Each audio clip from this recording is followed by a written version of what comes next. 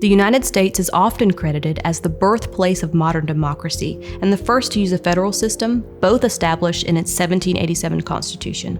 But long before this, there were nations on the same land using a political system centered around participatory democracy and federalism.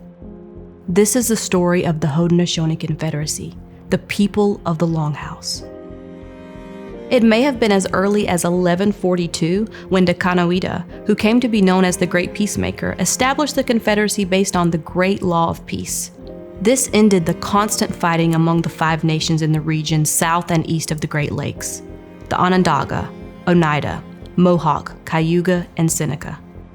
The Haudenosaunee Confederacy is a group of nations that have chosen to come together under the framework of the Great Law of Peace. When we're talking about the message of the peacemaker within our own inner circles, we talk about this peace, skano. We talk about gatsatsdesa, power, and gaihuio, a good message or righteousness.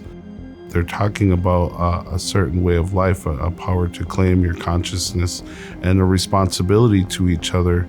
So we have these characteristics of peace, power, and righteousness, but I think overall it's also about compassion for one another, establishing a relationship and a responsibility to each other as people, and establishing a responsibility for peace to exist within those relationships of all the peoples, within all the clan families and the nations.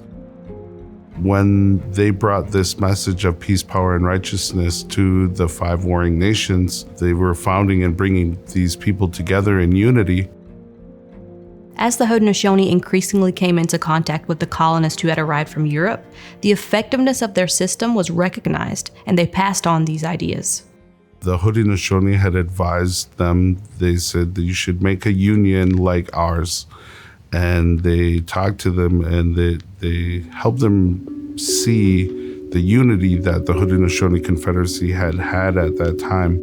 A symbol of the Confederacy was a bundle of 5 arrows, one representing each nation, with the idea that with their mutual defense agreement, it would be harder to break 5 arrows than one. This inspired the 13 arrows held by an eagle in the Great Seal of the United States, with each representing one of the original colonies.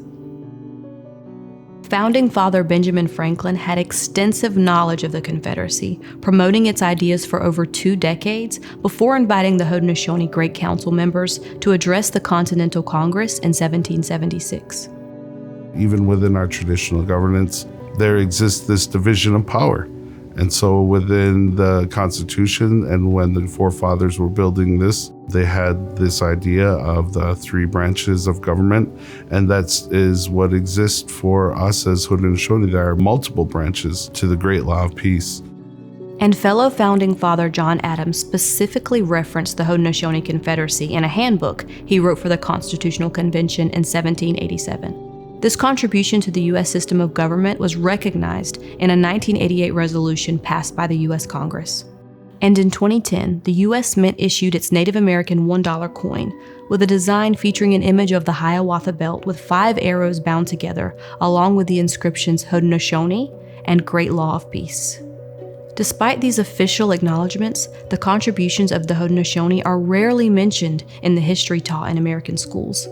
If there was a truer telling of history, then there would also come a responsibility to what had transpired and been done to a lot of indigenous communities. We talk about land removal and diaspora and all of these things that have occurred in all of indigenous communities across Turtle Island.